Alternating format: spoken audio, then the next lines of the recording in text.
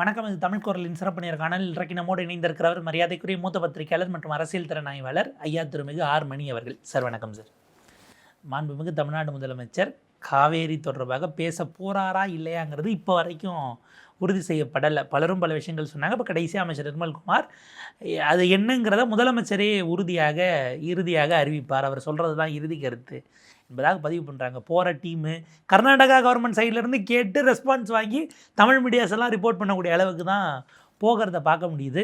இது எப்படி பார்க்குறீங்க சார்? இதில் ஏன் இவ்வளவு வெளிப்படுத்துறதுல தயக்கமா, இல்லை முடிவெடுக்கிறதுலே ஒரு தயக்கம் இருக்கா? உங்களுடைய பார்வை. சீரியஸ் டிசிஷனுங்க இது, very serious decision. Major parties, almost all the political parties போவாத பேசாத அப்படின்றாங்க. போவேன் பேசுவேன்னு அவர் முடிவெடுத்ததாக சொல்லப்படுது. அதுவும் கன்ஃபர்மேஷன் வரல, லீக்டு இன்ஃபர்மேஷனில் தான் கவர்மெண்ட் ரன் ஆகிட்டு இருக்குது. பர்சனலி ஸ்பீக்கிங், எனக்கு தெரிஞ்சு பேசுறது தப்பு கிடையாது. ஒரே ஒரு தடவை பேசலாம் எனக்கு தெரிஞ்சு. பட் ஸ்டில் அங்கே ஒருமித்த கருத்து இருக்க மாதிரி இங்கே ஒருமித்த கருத்து எட்டாமல் போய் பேசுறது ரிஸ்கி ஃபேக்டர் தான். பொலிட்டிக்கலாக ஃபாலோ அவுட் இருக்கும். இப்போ லீகலி நமக்கு சாதகமான சூழல் வந்திருக்குது. அந்த ரிவர் அத்தாரிட்டி, அதுக்கு பிறகு அதுக்கு மேலே இருக்க அப்பலேட் பாடி எல்லாமே தமிழ்நாட்டுக்கு திறந்து விடணும்னு சொல்லியாச்சு. இப்போ சுப்ரீம் கோர்ட்டுக்கு போகிறத தவிர அவங்களுக்கு வேறு வழியே கிடையாது. போகணும். டிகே சிவகுமார் அன்னைக்கு ரெகுலேட்டரி அத்தாரிட்டி சொன்னதுமே ஆமாம், இப்போ நமக்கு சாதகமாக தான் எல்லாமே இருக்கும்போது இப்போ இவர் பேசி என்ன செய்ய போகிறாருன்றது நியாயமான கேள்வி. பட் நியூ கவர்மெண்ட் பேசி சாதிச்சுக்கலாம், ஒரு தண்ணியை கொஞ்சம் குறைவாவது வாங்கிக்கலாம்னு நினைக்கிறாரான்றதான் புரியல. அப்படிலாம் பண்ணாலும் இங்கே பெரிய எதிர்ப்பு கிளம்பும். அங்கேயும் 2-3 நாட்களாகவே ஒரு பெரிய பிரச்சனை. இதை விட அங்கே பிரச்சனை ஓடிட்டு இருக்கு. தண்ணியை திறந்து விடக்கூடாதுன்னு பிரச்சனை ஓடிட்டுருக்கு. ஆகவே போகிறதுன்றது வந்து இட்ஸ் அ ரிஸ்கி டிசிஷன். அப்படி பர்சனலி என்ன கேட்டிங்கன்னா ஒரு தடவை போகலாம், தப்பு இல்லைன்றதான் என்னோட point. This is for Kaveri, not for Mekedatu. Usually பட்ஜெட்டுக்கு 2-3 நாளைக்கு முன்னாடி பல கன்சல்டேட்டிவ் மீட்டிங்ஸ் இல்லை, அது ஓகே, அது பரவாயில்ல. அது this is the much more serious than that. அது ஒரு 6 hours போயிட்டு வந்துட போகிறாங்க. That's not an issue. But 2 விஷயம். ஒன்று, போகிறதால வரக்கூடிய ரெப்பர்கஷன்ஸை பற்றி அவர் கவலைப்படுறாரா என்னன்னு தெரியல. ஆல் பார்ட்டி மீட்டிங் அவர் கூட்டலை. 2வது, இதில் ஏன் டிரான்ஸ்பரன்சி இல்லை? போகிறோமா இல்லையான்றதை கசிய விட்டு ஒரு மந்திரி போகிறேன், இன்னொரு மந்திரி போகலன்றது, அப்புறம் வந்து 13 பேர் போகிறாங்கன்னு லிஸ்ட்டை விடுறது. லிஸ்ட்டை விட்டு அடுத்த நிமிஷமே வந்து இன்னும் முடிவு பண்ணல, அவர் தான் அனௌன்ஸ் பண்ணுவார்ன்றது. எதுக்கு? Why this drama? Why this lack of transparency? வெளிப்படைத்தன்மையோட ஏன் நீங்கள் இல்லை? பேக் ஃபயர் ஆகி பொலிட்டிக்கல் இமேஜுக்கு எதுவும் சிக்கல் ஆயிருங்கிற ஒரு டைலமா இருக்கா? மேபி அதுவும் ஒரு ரீசனாக இருக்கலாமா? டிகே சிவகுமார் என்ன அவர் கூப்பிட்றாரு, நாங்கள் ஹெலிகாப்டர்லாம் ரெடி பண்ணிட்டோம், தண்ணி கொடுக்க மாட்டோம், இப்பயே சொல்கிறோம் கொடுக்க மாட்டோம். ஏன் கொடுக்க மாட்டோம்னா இந்த பாருங்க ட்ரையாக இருக்குன்னு காட்டுறதுக்கு தான் கூப்பிட்றோம்னே அவர் பேசுகிறாரு. ரொம்ப ஆணவமான பேச்சு, ரொம்ப ஆணவமான பேச்சு.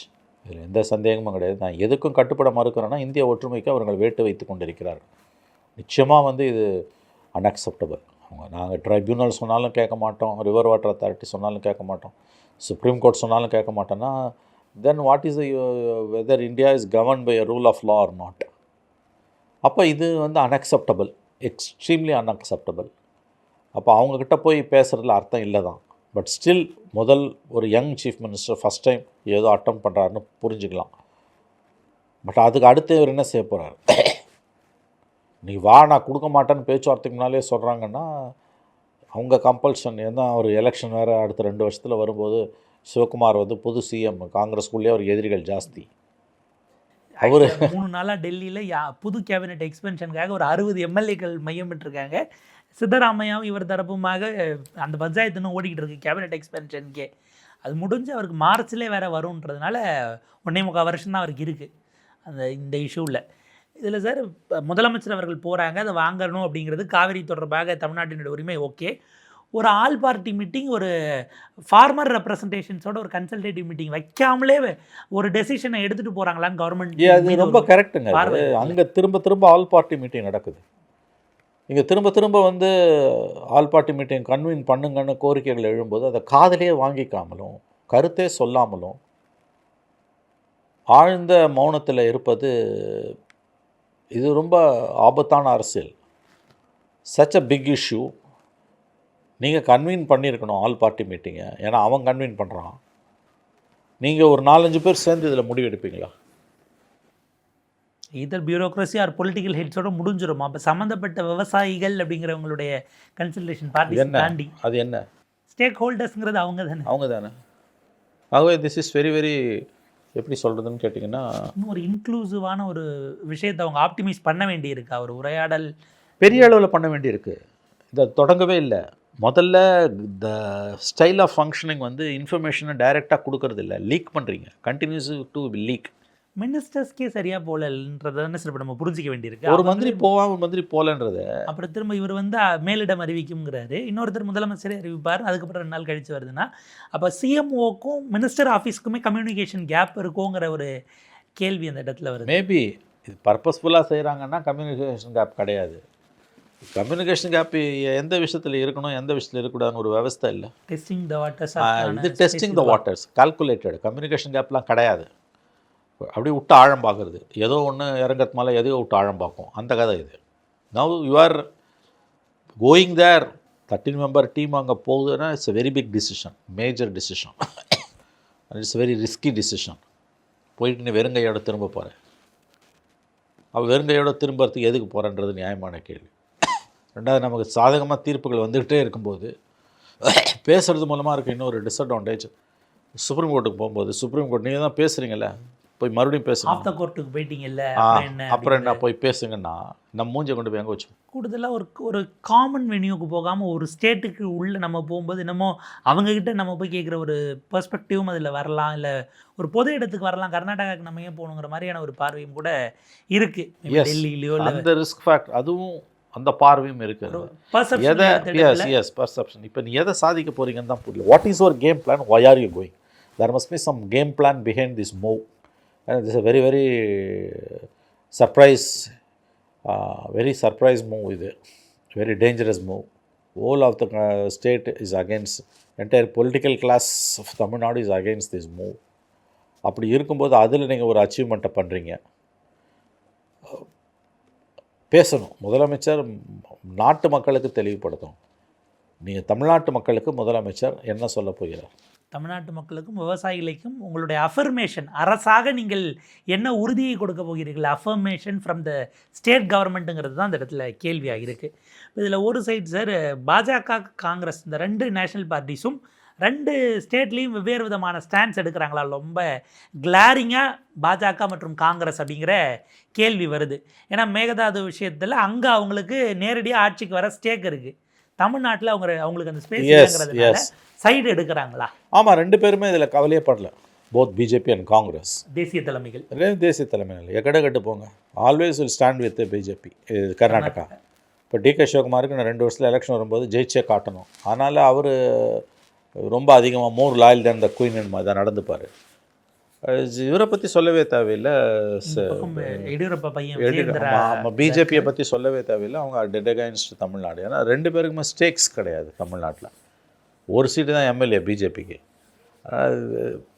2 நேஷ்னல் பார்ட்டிஸுமே ஃபார் ஏஜஸ். ஏன்னா அங்கே தனியாகவே ஆட்சி அமைக்கிற வாய்ப்பு இருப்பதால், தமிழ்நாடு டவுன் அண்ட் அண்டராக இருக்கிறதால நான் எதுக்கு தமிழ்நாடு சப்போர்ட் பண்ணணும்னு நினைக்கிறேன். That's how the politics functions.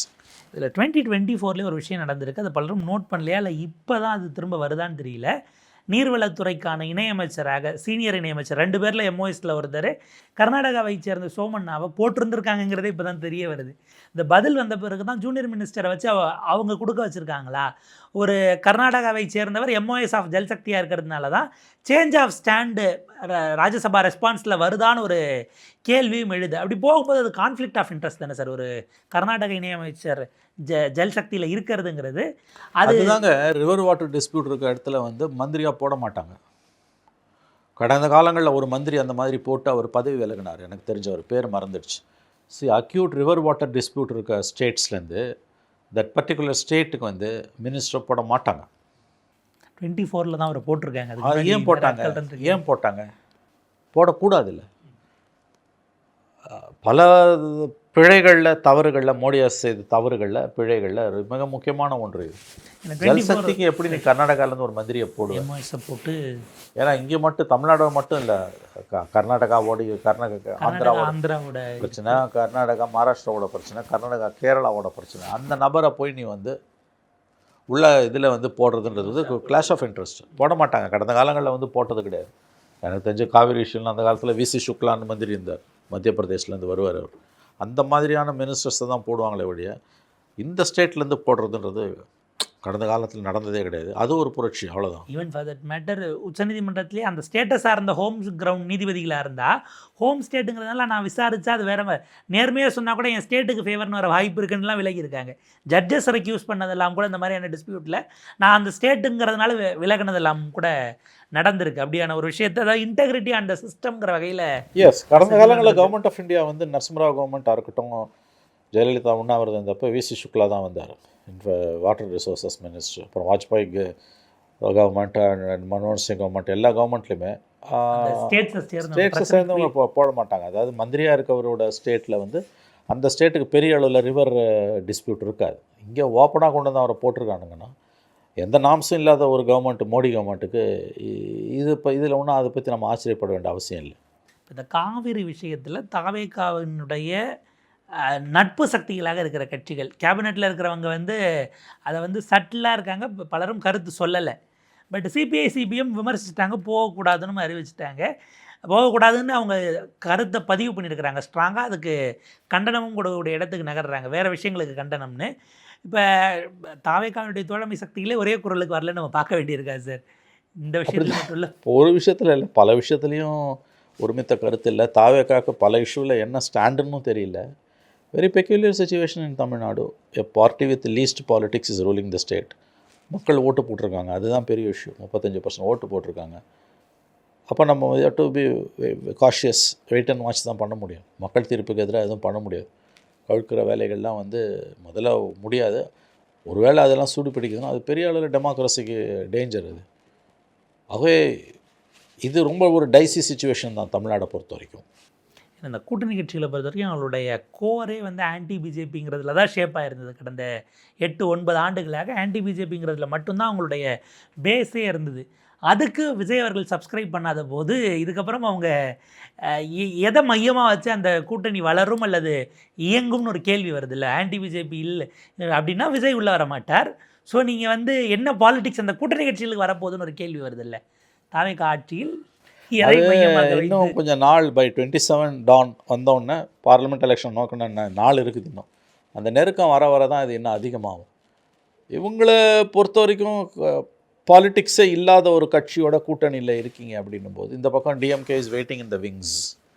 அவங்க அப்படியே கவர்த்து காத்துக்கிட்டு இருக்காங்க. சின்ன சின்ன இஷ்யூஸ் கூட பெரிதாக்கப்படும். அப்போ பிஜேபி எதிர்ப்பை வந்து விஜய் வந்து தொடர்ந்து வெளிப்படுத்திக்கிட்டே இருக்கணும். அவர் வெளிப்படுத்துகிற மாதிரி தெரியல, வெளிப்படுத்துகிற மாதிரி சுத்தமாக தெரியல. அப்போ பிஜேபி திமுக அதை கையில் எடுத்ததுன்னா நாளும் பொழுதும் குடைச்சல் கொடுக்கும்போது 1 year from now government will have some problems. But கவுக்கெல்லாம் மாட்டாங்கன்னு நினைக்கிறேன். கவுத்தாங்கன்னா அது பூமராங் ஆகிடும் டிஎம்கேக்கு. டிஎம்கேவோட எய்மும் கவுக்கிறது இல்லைன்னு தான் நான் புரிஞ்சுக்கிறேன். இப்போ அதோட முக்கியமாக அந்த கூட்டணி கட்சிகள் யார் வெளில வராங்களோ அவங்களுக்கு அது ரொம்ப பெரிய அளவுக்கு பெரிய அளவில் விளைவுகளை ஏற்படும். அதுமான வாய்ப்புகள் இருக்குது. That's a major issue. It will be blot அப்படிங்கிறது. ஆமாம், அந்த ரிஸ்க் இருக்குது. பாலிட்டிக்ஸே இல்லாத ஒரு பார்ட்டியோடு நம்ம டீல் பண்ணுறோம். பல இஷ்யூஸில் உங்களுக்கு ஸ்டாண்டே கிடையாது, டிரான்ஸ்பரன்சி இல்லை. நீங்கள் எல்லாரும் ஹார்ட்கோர் பாலிட்டிக்ஸாக பேசி கட்சி நடத்துகிற ஆட்கள்ங்கிறது தான் பிரச்சனை. 24 மணி நேரமும் 365 நாளும் ஹார்ட் பாலிட்டிக்ஸ் பேசுகிறது தான் உங்களுக்கு வேலை. அவங்களுக்கு வந்து சும்மா ஊறுகாய் தொட்டுக்கிற மாதிரி இருக்கும்போது நீங்கள் அவங்கள ஒன்றுமே பண்ண முடியாது. அதாவது அவங்களோட இயங்கியல் அந்த ஃபங்க்ஷனிங்கை நீங்கள் புரிஞ்சுக்கிட்டு அதுக்கு நீங்கள் அகாமடேட் ஆகணும். ஏன்னா அவங்க ஸ்டேட்டாக இருக்காங்க போது அவங்க அப்படி ஜெல்லிங்குள்ளே வருவாங்களாங்கிற ஒரு சவால் இருக்குது. இதில் தாவேகா சார் எய்தர் பிஜேபிக்கு எதிராக அவங்க ஸ்டாண்ட் எடுக்கலனாலும் அவங்களுடைய கேல்குலேஷன் ஆன்டி டிஎம்கே ஆன்டி பிஜேபிக்கு இந்த கூட்டணி கட்சிகளை ஃபேஸாக வச்சு நரேட்டிவ்க்கு நகர்த்திக்கலாம், நம்ம அதில் கமிட் பண்ணிக்க வேண்டாங்கிற இடத்துல இருக்காங்களா? ஆன்டி டிஎம்கே கூட பல நேரங்களில் அவங்க பண்ணிடுறாங்க. பட் டிஎம்கே ஏதாவது எதிர்வினை ஆட்டுறதுன்னா அதை போய் வாங்கக்கூடிய இடத்துல ஷீல்டாக இந்த கூட்டணி கட்சிகளை யூஸ் பண்ணுறாங்களோன்னு ஒரு பார்வை இருக்குது. கேல்குலேட்டட் மூவாக நம்ம பார்க்க தாவேகாவினுடைய கூட்டணி கட்சிகள் இப்போதைக்கு அவங்க ரிங் ஃபென்ஸ் பண்ணுறாங்க. எப்போயுமே பண்ண முடியாது. அதாவது ஒரு ஸ்டாண்டே எடுக்காமல் விஜய் பாலிடிக்ஸ் போகுதுன்னா அவங்களால டிஃபெண்ட் பண்ணுறது அன்டெனபிளாக மாறிடும். நாள் நெருங்க 1 year from now 1.5 years from now வந்து உங்களுக்கு பார்லிமெண்ட் எலெக்ஷன் ஃபீவர் மட்டும் ஸ்டார்ட் ஆகும்போது Vijay has to show is spine. BJP அரசுக்கு எதிரான தன்னுடைய நிலைப்பாட்டை மிக அதிகமாக அவர் பேசாத வரையில் அவர் கடும் நெருக்கடிக்கு உள்ளாவார், மிக கடும் நெருக்கடிக்கு உள்ளாவார். ஸோ அவரோட இயல்பை பார்க்கும்போது இந்த லெஃப்ட்டு திரும்ப பண்ணுறதெல்லாம் அவர் பேசிட்டு சலிச்சுக்கிட்டு தான் இருக்கார். இவங்க பேசுகிற பேச்செல்லாம் டெய்லி கிரிட்டிசிசம் பண்ணுறது. இப்போது அவங்களுக்கு என்ன நம்பர்ஸ் இல்லை, நம்பர்ஸ் ஓனாக வந்துச்சுன்னா கைட்டிடுவாங்க. அன்புமணியை உள்ளே கொண்டு வரலாமான்னு ஒரு ப்ரப்போசல், அப்படி ஒரு விஷ் லிஸ்ட், அது இப்போ இல்லைனாலும் பின்னாடின்னு ஒரு இடம் போட்டுட்டு இருந்த நேரத்தில் அன்எக்ஸ்பெக்டடாக அன்புமணிக்கும் மாணிக்கம் தாகூருக்கும் காங்கிரஸ் எஸ்பிஎம்கேன்னு ஒரு 2-3 நாளாக ஒரு வார்த்தை போர், வார் ஆஃப் வேர்ட்ஸ் போயிட்டுருக்கு. காங்கிரஸ் மட்டும் மேகதாது வேண்டான்னு டெல்லி தலைமை சொல்லிச்சுன்னா நான் என்டிஏ விட்டே வெளியில் வரேன், நீங்கள் யாருடைய ஆதரவும் இல்லாமல் நீங்கள் ஜெயிக்க முடியுமா அப்படின்னு இவர் கேட்க, நீங்களே கஷ்டப்பட்டு தான் 4 சீட்டு கூட நின்று தானே ஜெயிச்சிங்கன்னு இப்படியான ஒரு விஷயம் போகுது. அங்கே கர்நாடகாவில் எல்லா பொலிட்டிக்கல் டிஃப்ரென்சஸையும் மறந்து ஒரு பாயிண்ட்டுக்கு வராங்க. நம்ம அரசியல்வாதிகள் இந்த நேரத்தில் இந்த அரசியல் லாவணி செய்கிறது சரியாக இருக்கும்னு நினைக்கிறேன். சரி இல்லைங்க இது, ஆனால் அது தட்ஸ் வாட் ஹேப்பனிங். அது ஜெயலலிதா கூட 96 உச்சகட்ட அராஜகம் பண்ணப்போ கூட வந்து காவேரி பிரச்சனை எல்லாம் ஆல் பார்ட்டி மீட்டிங்கை கூட்டினாங்க. கன்சென்சஸ் அரைவ் பண்ணுறதுக்கு அதுதான் உதவும். Every one will stand behind the chief minister including DMK. 23 அப்படி ஒன்று கூட்டும்போது ஏடிஎம்கேவும் போனாங்க, டிஎம்கே ஷேர் பண்ணாங்க, இங்கே ஜெயக்குமார் அவர்கள் போனாங்க. அங்கே அமைச்சரை சந்திக்க போகும்போது தம்பிதுரையிலேருந்து அன்னைக்கு என்டிஏல இருந்த பூவை ஜெகன்மூர்த்தியிலேருந்து கனிமொழி எல்லாம் போனாங்க, எல்லாருமே போனாங்க. ஸோ அது இப்போ யார் கூப்பிட்டு யார் போகிறா? அதை லீட் பண்ண விஜய் மறுக்கிறாரு. அரசியலை தனி மனித சாகசமாக பார்த்தாருன்னா ஆபத்து. ஆல் பார்ட்டி மீட்டிங்கை கூட்டணுன்றது ஒரு நியாயமான கோரிக்கை. அவர் அதையே செய்யாமல் ரொம்ப கான்ட்ரவர்ஷியலாக இட்ஸ் அ டேஞ்சரஸ் மூவ். பேச்சுவார்த்தைக்கு போகிறதுன்றது போவாரான்னு தெரியாது, அந்த பேச்சு தொடர்ந்து அடிபட்டுக்கிட்டே இருக்குது. அப்படி போனார்னா தண்ணியும் கிடைக்கலன்னா பெரிய சிக்கலாகிடும் பொலிட்டிக்கலாக. அந்த ப்ராப்ளம், அந்த டேஞ்சர் விஜய் அரசுக்கு இருக்குது. பட் அவங்க எல்லாத்தையும் கடந்து போனாமல் இதையும் கடந்து போயிடலாம், சமாளிச்சிடலாம்னு அவங்க நினைக்கிறாங்க. ஆல் பார்ட்டி மீட்டிங்லேயே நம்ம எடுத்த டெசிஷனுக்கு எதிராக டிசன்ட் வர்றதை ஏன் நம்ம லிசன் பண்ணணுங்கிற ஒரு இடம் இருக்கா? ஏன்னா அது பெரும்பாலும் அப்படியான ஒரு விஷயம் இருக்குது. வேண்டான்னும் போது அதை தாண்டி போயிட்டு இருந்தோம்னா யாரும் ஒருவேளை நாளைக்கு அவங்க முடியாதனால நமக்கு துணை நிற்க மாட்டாங்கங்கிற ஒரு கிரெடிட்ஸை நம்ம ஏன் மற்ற கட்சிகளுக்கு கொடுக்க வேண்டும் அப்படிங்கிற சொல்யூஷன் கிடைச்சோம். இல்லை எதிர்க்க ஒரு டெமோக்ராட்டிக்காக பேசுகிறவராக இருந்தால் பரவாயில்லைங்கிறதானே பிரச்சனை. அவருக்கு உங்களோட அதிகமான பொலிட்டிக்கல் ஆஸ்பிரேஷன்ஸ் இருக்குன்னும் போது நமக்காச்சும் அடுத்த எலெக்ஷன் 29 தான், அவருக்கு 28 மார்ச் அவருடைய சேரிங். அவங்களுக்கு அங்கே பொலிட்டிக்கல் கம்பல்ஷன் ரொம்ப அதிகமாக இருக்குது. ஸோ அதையும் நம்ம கவனத்தில் வச்சு தான் பார்க்கணும். எனவே போகிறதுன்றது வந்து ரொம்ப ரிஸ்கி ஃபேக்டர் தான். பர்சனலி ஸ்பீக்கிங் எனக்கு தெரிஞ்சு பேசுகிறது தப்பு கிடையாது, but individuals opinion doesn't matter. ஏன்னா இது போய் ஏதாவது பேக்ஃபயர் ஆகி போச்சுன்னா it will be a perennial doom for the government. ஆனால் அவங்க என்னமோ ஒரு ஐடியாவில் போகிறாங்க, அது என்ன ஐடியான்னு தெரியல, போவாங்களான்னு தெரியல, ஏன்னா அஃபிஷியல் கம்யூனிகேஷன் வரல. ஏன்னா either judiciary or quasi judicial, உங்களுக்கு supreme court, tribunal, regulatory board, அதே போல் அத்தாரிட்டி, இவ்வளோ பேர் சொல்லியும் எங்கள் ஸ்டாண்டில் நாங்கள் உறுதியாக இருக்கோம், அதை எதிர்த்து அப்பீலுக்கு போகணுன்னு தான் சொல்கிறாங்களே தவிர இதை தாண்டி ஒரு விஷயத்தை செஞ்சுட்டா அது ரொம்ப பெரிய விஷயம். இதுக்கு முன்பாக நாங்கள் முதலமைச்சர்கள் சந்தித்து பேசினாலும் பர்சனல் ரேப்போல் ஏதோ அப்போது ஒரு டெம்பரரியாக அந்த வருஷம் மட்டும் கிடைச்சதே தவிர பெர்மனன்ட் சொல்யூஷன் கொடுக்கல. People may come and go, system நீங்கள் ஆப்டிமைஸ் பண்ணுறது அதுதான். இப்போ இவர் போகிறதால என்ன பிரயோஜனம் தெரியல, பார்க்கலாம். But it's a risky thing. ஆட்சிக்கு வந்த 100 நாட்களுக்குள்ளே அவர் செய்யக்கூடிய மிக முக்கியமான ஒரு சம்பவம் இதுதான். சம்பவம் செய்ய போகிறாருன்னு தான் பார்க்கணும். நம்ம ஜெயிச்சிட்டாருன்னா எங்கேயோ போயிடும் இமேஜ், ஃபெயிலியர் ஆகிப்போச்சு, வேறு சிக்கல்கள் உருவாகுதுன்னா opposition will gain an upper hand. பெரிய பிரச்சனையாக அது உருவெடுத்துரும். ஏன்னா வேளாண் சிக்கல் கர்நாடகா மாதிரியே தமிழ்நாட்டிலையும் பெரிய அளவில் அக்ரேரியன் கிரைசிஸ் போயிட்டுருக்குது. 2023 ட்ராட் வந்தப்பயுமே ஆக்சுவலாக அது ஒரு பெரிய வந்துருச்சு. ஸோ அதனால் இப்போ இவர் 5 வருஷமாக மேட்டூர் அணையை ஸ்டாலின் திறந்து விட்டார். இப்போ நீ ஒரு தடவை வந்து முதல் வருஷமே திறந்து விட முடியல. இதனோட சேர்த்து எல்னினோ எஃபெக்ட் மேபி அது வேறு வருது அப்படின்னா அடுத்த சாகுபடிங்கிறது என்னவா இருக்கும் நமக்கு அப்படிங்கிறது சிக்கலுக்குரியது தான். ஏன்னா இப்போ அக்ரிகல்ச்சர் பட்ஜெட் வருது, அதுக்கு முன்பாக இதில் ஏதாவது ஒரு பண்ணிட முடியுமாங்கிறதான் அவருடைய நோக்கமாக நம்மளால் பார்க்க வேண்டியிருக்கு. தனி பட்ஜெட் நீங்கள் கொடுத்துட்டீங்க ரைட், ஆனால் தண்ணி இல்லையேங்கிற கொஸ்டினுக்கு அவங்ககிட்ட பதில் இல்லை. அதற்காகத்தான் ஒரு சில்ட்ரன் எஃபெக்ட். ஒரே ஒரு நிறைவு கேள்வி சார். டிகே சிவகுமார் டிசிஎம்மாக இருக்கும் பொழுது ஒரு 2 மந்த்ஸ்க்கு முன்னாடி அப்போவே கர்நாடகா விவசாயிகளுக்கும் ஒரு அப்பீல் கொடுத்தாரு, இப்போவும் கொடுத்தாரு. இருக்கக்கூடிய தண்ணி குடி தண்ணிக்கு தான் பத்தும். நம்ம டெல்டாவில், காவிரி டெல்டாவில் கர்நாடகாக்குள்ளே இருக்கிற விவசாயிகளே கூட இரிகேஷனுக்கு காவிரியை எதிர்பார்க்காதீங்க, யூ கோ ஃபார் குறைந்த தண்ணி கன்சியூம் பண்ணக்கூடியதுக்கு போங்கன்னு அவங்க ஸ்டேட் விவசாயிகளுக்கே ஒரு அனௌன்ஸ் பண்ணது தான் நம்மளால் பார்க்க முடிஞ்சுது. அப்போ அதை தாண்டி தமிழ்நாட்டு காவிரி டெல்டாவுக்கு கொடுப்பாங்களாங்கிறது கொடுக்க மாட்டாங்க, சிக்கல். அவங்க கண்டிப்பாக கொடுக்க மாட்டான். அது எப்படி சாதிக்க போகிறாங்கன்னு தான் தெரியல. இப்போ 2 பாடிஸ் வந்து நம்ம கொடுக்க சொல்லியாச்சு, காவேரி ரிவர் வாட்டர் ரெகுலேட்டரி பாடியும் இன்னொரு அத்தாரிட்டி, 2 ரெகுலேட்டரி அண்ட் அத்தாரிட்டி 2 பாடியுமே கொடுக்க சொல்லிட்டாங்க. அவங்க கொடுத்து தான் ஆகணும். பட் அவங்க சுப்ரீம் கோர்ட்டு போய் ஐட் அட்டெண்ட் பண்ணுவாங்க. சுப்ரீம் கோர்ட்டும் திறந்து விடுன்னா திறந்து விடாமல் இருந்தாங்கன்னா சிக்கல் தான். இதில் வந்து கவர்மெண்ட், சென்ட்ரல் கவர்மெண்ட் நமக்கு ஓரளவு சப்போர்ட் பண்ணுச்சுன்னா கொஞ்சமாக தண்ணி வரும். சென்ட்ரல் கவர்மெண்ட் பேசாம அடந்தியாரு எம்ஓஎஸ்ஏ கர்நாடகாரர் எடுத்து போட்டுருக்காங்க போது they have taken a sideங்கிறது தான் சைடுன்றது தான் வருது. ஸோ பார்க்கலாம் இது என்ன நடக்குதுன்ற. முதல்ல இவர் போவாரான்னு தெரியல, போறாருன்றது அதிகாரப்பூர்வமாக வந்த பிறகு தான் அடுத்து பேச முடியும். ஏன்னா அது என்ன முடிவெடுத்தாலும் அது இந்த மாநிலத்தினுடைய ஜீவாதாரமான பிரச்சனைங்கிற இடத்துல இருந்து தான் முதலமைச்சர் எல்லாரையும் கன்சல்ட் இல்லை, என்னென்ன ஒப்பீனியன்ஸ் இருக்குன்னு முதல்ல ரிசீவ் பண்ணுற இடத்துக்கு போகணுங்கிற டோனில் இருந்து தான் வருதே தவிர சொல்லுகிறவர்களுக்கு பொலிட்டிக்கல் நோக்கம் இருக்கலாம். ஆனால் நீங்கள் போகக்கூடிய காசுங்கிறது கிரெடிட்டர்ஸ் நடந்த பிறகு சண்டை போட்டுக்கலாம், ஆரம்பிக்கிறதுக்கு முன்னாடியே கிரெடிட்டுக்கு சண்டை போடுறீங்கன்னா பொலிட்டிக்கல் கிளாஸ்க்கு நம்ம வைக்க வேண்டிய அப்பீலாக இருக்குது. பார்ப்போம் சார் அது எப்படி டீல் பண்ணுறாங்க. மேபி ஒரு அதிகாரப்பூர்வமாக விஷயங்கள் வருகிறதா பொறுத்திருந்து பார்ப்போம். உங்கள் நேரத்துக்கும் கருத்துக்களுக்கும் மிக்க நன்றி சார்.